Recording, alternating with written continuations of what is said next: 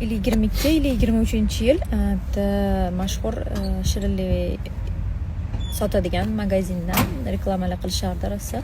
O'sha yerdan narsa zakaz qilganman. Kecha segim kelib qolgan. Abizmas aytib qo'ying.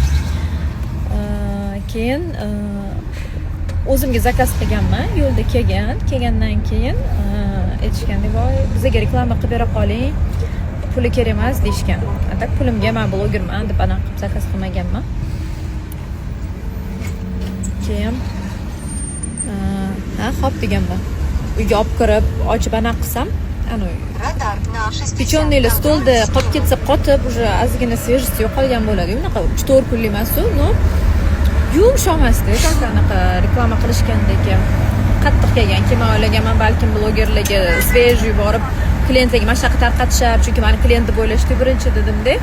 Unaqa e'tibor berishmagan shekilli, reklama qilmayman dedim.